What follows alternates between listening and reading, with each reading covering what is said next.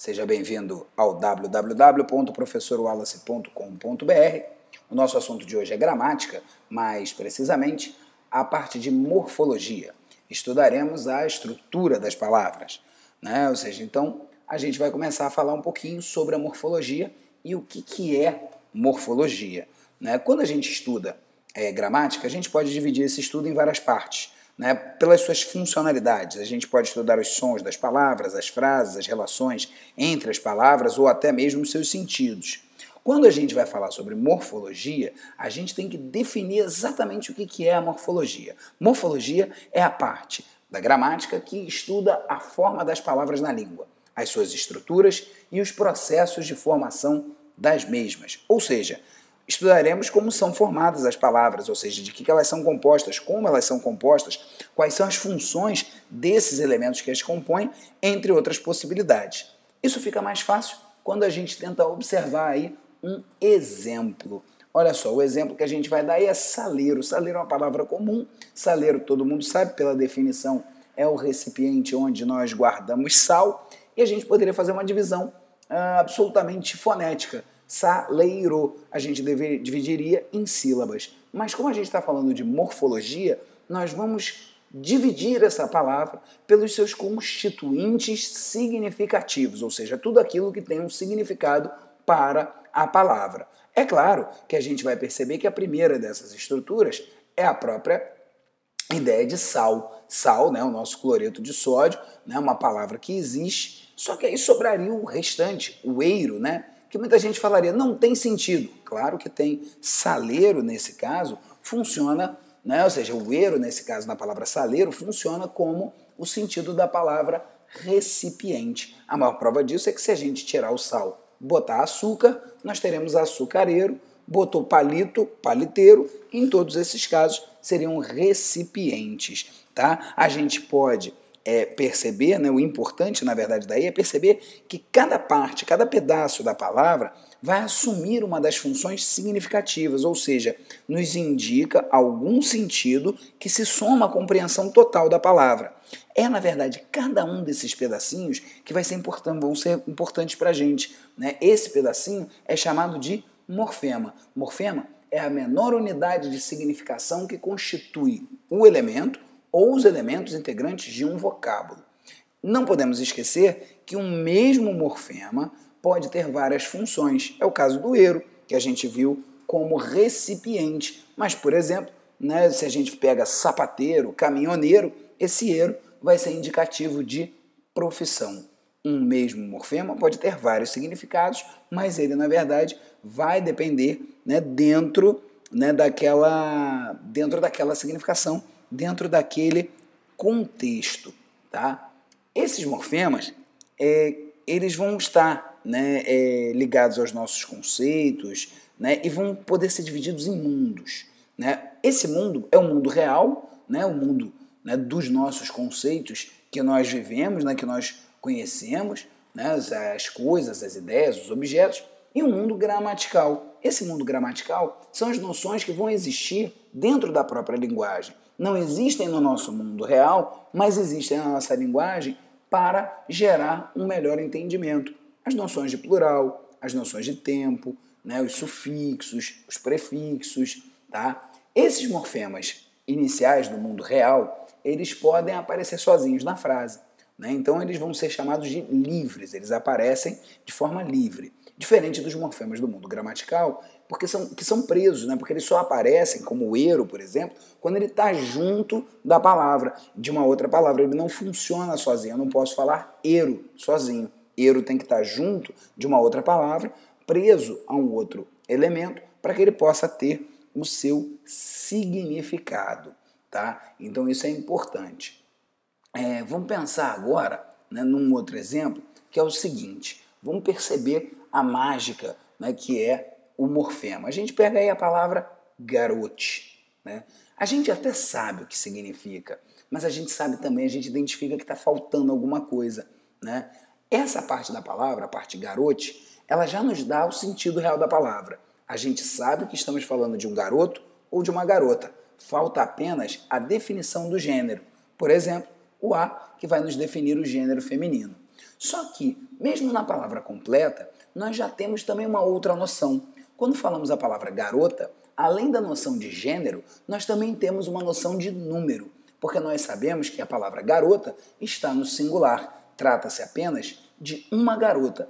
Ora, e nós sabemos isso não pela colocação de um outro morfema qualquer, mas por sua ausência. Nós sabemos que não existe o S ali, e sabendo que não existe o S, sabemos que a palavra está no plural, ou está no singular. Se houvesse o S, nós teríamos o plural da palavra. Isto quer dizer que o morfema é algo tão importante que, às vezes, a sua ausência já indica alguma noção gramatical, que é o caso do S. A ausência do S nos indica o singular. Quando isso acontece, nós dizemos que existe um morfema zero. Tá? O morfema zero é quando a ausência de um morfema, como acontece aí na palavra garota, a ausência do S, vai nos indicar uma noção gramatical, no caso do nosso exemplo, a noção de singular. Agora, tem uma outra particularidade. A gente pega a palavra garota, a gente sabe que a palavra está no singular. Para colocá-la no plural, basta acrescentar um morfema pluralizador, que na língua portuguesa é o S. Mas se a gente pegasse uma outra palavra qualquer, a gente poderia ver alguma diferenciação. Por exemplo, a palavra gravidez. Ora, qual é o plural de gravidez? Eu sei que agora você ficou na dúvida, mas sim, gravidez tem plural. O plural de gravidez é gravidezes. O importante aqui não é a curiosidade do plural um tanto esquisito da palavra gravidez, mas a forma de se fazer o plural. Ambas as palavras estão no plural, só que a palavra gravidez utiliza-se de ES de uma forma diferente do morfema pluralizador. Então, o que nós vamos perceber é que existe uma diferença entre os morfemas, mas não de sua função. Ambos, na verdade, fazem o plural. Nós dizemos apenas que o ES é uma forma diferente do S, uma forma diferente de fazer o plural. Tá? Quando isso acontece, um morfema assume uma forma diferente, nós dizemos que esse morfema é um alomorfe. A alomorfia, né, é a variação na forma de um morfema. Alo é diferente, morfe é forma. ES é uma forma diferente do morfema pluralizador. É uma forma diferente que essa palavra, a palavra gravidez, encontra para fazer o plural. Tá? Esse daí foi o nosso último exemplo, antes da gente passar para as estruturas das palavras. Né? Agora que a gente já compreendeu melhor o que são os morfemas, a tarefa agora é classificar esses morfemas e mostrar as suas funções, as possibilidades, né, de uso nessas palavras, nas palavras da língua portuguesa. Essa classificação é que a gente dá o nome de estrutura das palavras. A gente começa falando sobre radical e raiz. Muitos gramáticos não diferenciam, né, radical e raiz, né, mas aqui a gente faz por uma questão mais de curiosidade do que propriamente de praticidade. Né? Você pode, na verdade, considerar radical e raiz a mesma coisa que na maioria das provas, sejam elas de concurso público, seja no vestibular, você, na verdade, vai ter essa definição de radical e raiz, essa diferenciação muito pouco utilizada. A gente vai dizer que o radical é o elemento mórfico que contém o sentido básico da palavra, né, o núcleo de significação externa, ao passo que raiz é o elemento comum, né, irredutível, né, ou seja, que não pode mais se reduzir a todos os vocábulos de uma mesma família. Tá? Cabe fazer aí a diferença entre esses dois conceitos, né, aqui hoje, né, para a gente, para que a gente possa compreender um pouquinho melhor a estruturação desses vocábulos. Ambos vão se remeter, ao sentido que a palavra vai apresentar em nosso idioma, mas eles vão se diferir um pouquinho quanto à extensão. O radical se limita à palavra e o segundo, raiz, né, vai corresponder ao conceito em geral. O problema é que a gente nem sempre pode perceber a raiz de uma palavra apenas pela forma como é que ela se apresenta hoje na língua. Às vezes é necessário que a gente conheça a etimologia da palavra, isto é, a história dessa palavra. Quanto ao radical propriamente dito, né, a gente pode até ser mais simples, afirmar que é a parte da palavra que vai resultar da supressão dos outros morfemas, desinências, vogais temáticas, etc., gerando, inclusive, nesse caso, aquilo que a gente chama de radicais secundários ou terciários, que seriam radicais acrescidos de sufixo. Por exemplo, você pega o verbo fazer, ele tem um radical faz até o Z. Se você pegar a palavra refazer, ele tem um radical secundário, que seria o refaz até o Z. Ou seja, retirei todas as desinências, retirei todos os sufixos, retirei todas as vogais temáticas, eu tenho um radical. Se ele tiver ainda um prefixo, ele será chamado de radical secundário. Seria um radical terciário se ainda tivesse mais de um prefixo, tá? É importante também a gente perceber que existe uma noção, né, chamada de palavras cognatas. Né? Palavras cognatas, também chamadas de famílias de palavras, né, são aquelas que vão apresentar uma mesma família etimológica.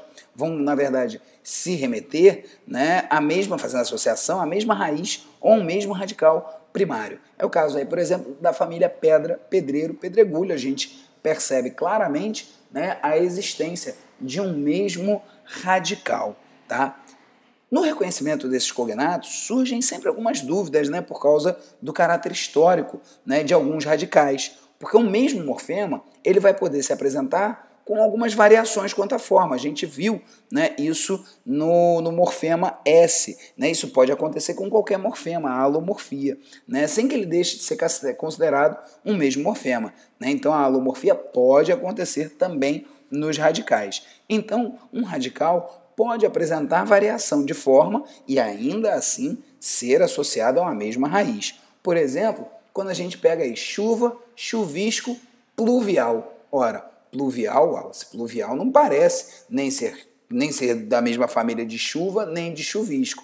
Na verdade, a gente aí vai observar a etimologia, a história da palavra. A palavra pluvial vem de pluvia, que é a palavra em latim que originou a palavra chuva em português. Por isso que ela é considerada, ela faz parte da família, ela se remete a uma mesma ideia original. A gente tem que tomar, obviamente, alguns cuidados, né? Porque muitos desses radicais, eles vão ter a origem no grego, no latim, né? Ou seja, principalmente essas duas línguas, né? Mas a gente tem que deixar claro que esse conhecimento histórico, etimológico, né, é conhecido também como perspectiva diacrônica, através dos tempos, né, ou seja, o estudo da história de uma língua. Esse conhecimento não é essencial, tá? Ele não é fundamental e não é fundamental que a gente domine completamente uma lista de radicais. Tá? Saber alguns radicais latinos, gregos, é sempre importante porque ele dá uma compreensão maior sobre uma série de palavras, uma série de conceitos que nós usamos cotidianamente no idioma, mas não é ele que vai ser cobrado nas provas de concursos públicos ou do vestibular, por exemplo. Tá? Somente aqueles mais comuns, né, mais simples, esses aí sim podem acabar sendo cobrados, mas não é o mais comum.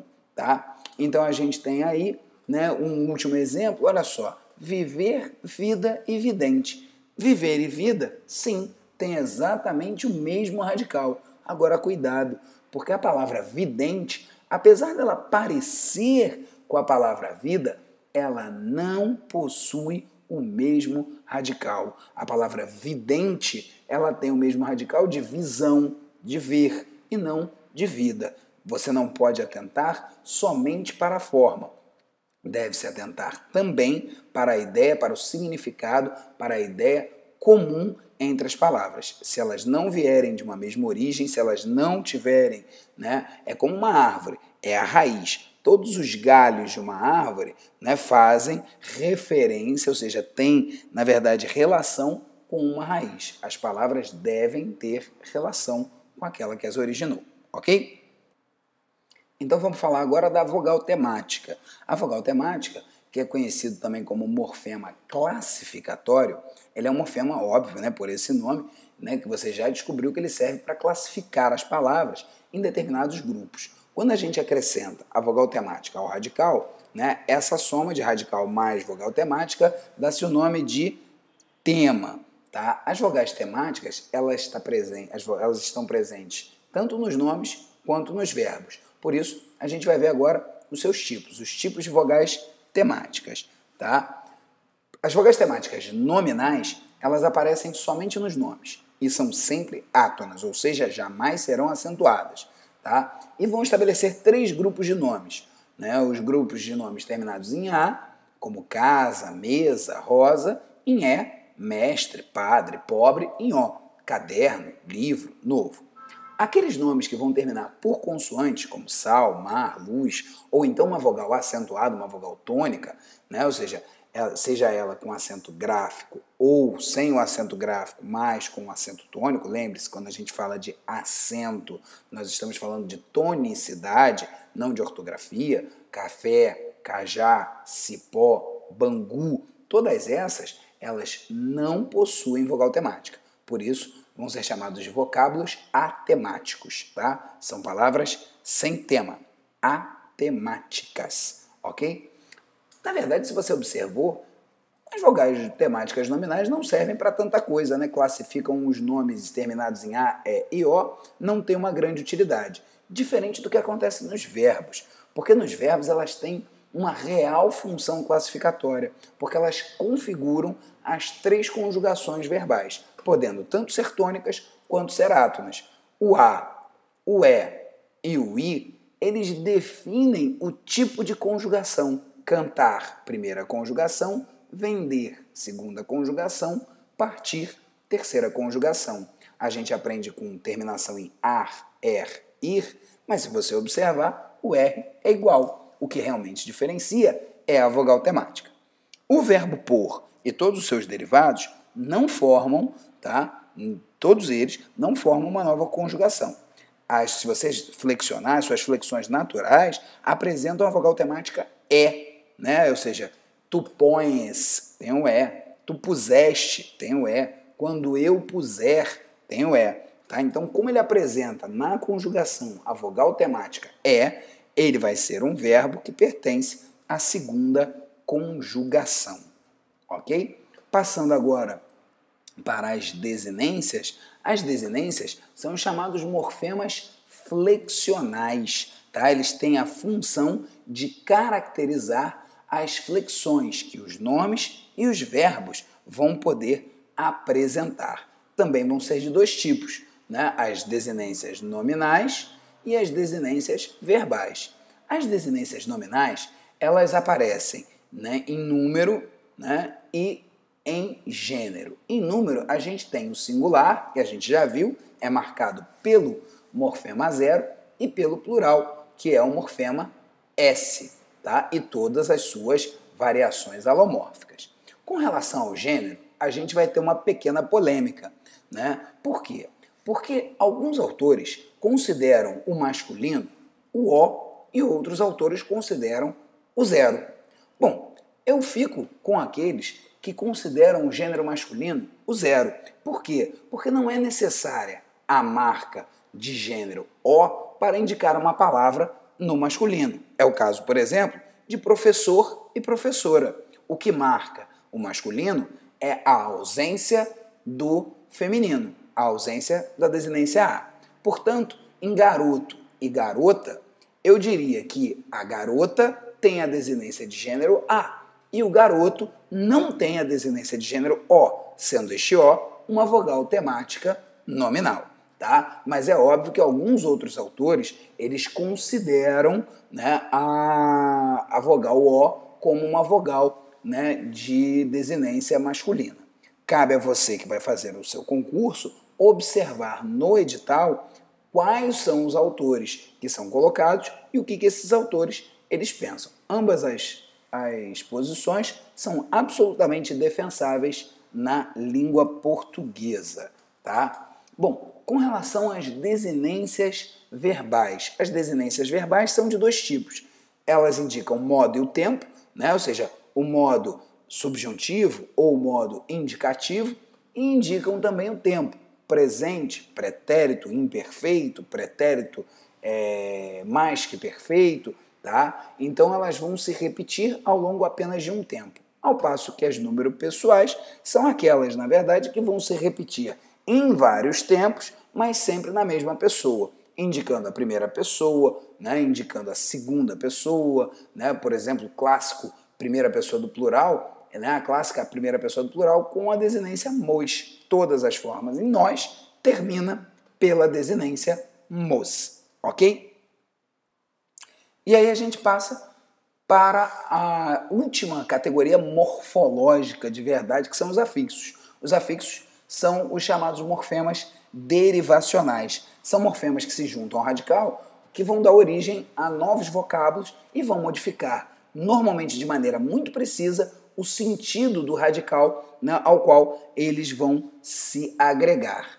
Tá? Eles vão ser classificados pela sua posição na palavra, sendo prefixos, quando vem antes do radical, né, pré-fixo, e quando vem depois do radical, serão chamados de sufixos. Su, depois. Ué, não entendi, ó, su, depois, eu não consigo. É só você pensar em sucessão presidencial. O su indica aquele que veio posteriormente, tá? Vamos aí a alguns exemplos, tá? Vamos exemplificar, que exemplificando fica sempre mais fácil. Você pega a palavra feliz, a ela acrescenta um prefixo. In é o prefixo, veio antes, modificou o sentido da palavra feliz. In é um prefixo que vai indicar, nesse caso aí, negação. Né? Você pega a mesma palavra feliz, você poderia, por exemplo, colocar o mente. O mente é um sufixo que vai transformar o adjetivo feliz em um advérbio. Tá? Então, eles modificam a estrutura da palavra, eles modificam a sua classificação e modificam também o seu sentido. Tá? Para finalizar, a gente tem os chamados elementos de ligação, a vogal ou a consoante de ligação. Na verdade, eles não são exatamente morfemas, porque eles não têm uma significação específica, né? Eles não possuem nenhum tipo de valor lexical, né? Ou seja, de significação, um valor gramatical. Né? Eles, na verdade, estão aí porque a tradição gramatical sempre os incluiu. Né? Eles vão ser empregados, por exemplo, você vai juntar a palavra gás e metro, fica gás-metro, fica feio. Eles são empregados para tornar a pronúncia das palavras mais fácil, mais agradável. Gasômetro. O O é a vogal de ligação, né? Muitos autores preferem classificar, né, a parte gás mais O, fica gaso, como se fosse um radical alomórfico da palavra gás. Então você pode tanto considerar gás, metro e o O como vogal de ligação, ou você pode considerar gaso, né, que é o radical alomórfico, mais o metro. A mesma coisa acontece, por exemplo, em café mais al, ficaria cafezal, tá? Então, muita gente também vai classificar o zal como uma variação, como uma alomorfia, um alomorfe de sufixo. Aí a gente tem um breve resumo esquemático, né? O prefixo, que é modificador de sentido, que se soma ao radical. Lembrando que palavras que mantêm prefixo e radical para formarem outras, vão ser chamadas de radical secundário, a junção do prefixo ao radical. Logo depois do radical, a gente tem um morfema classificatório, que é a vogal temática. Juntos, eles formam o tema, né? E aí, se forem verbos, eles recebem desinências modo temporais, que vão indicar o modo e o tempo dos verbos, e número pessoais, sempre nessa ordem, tá?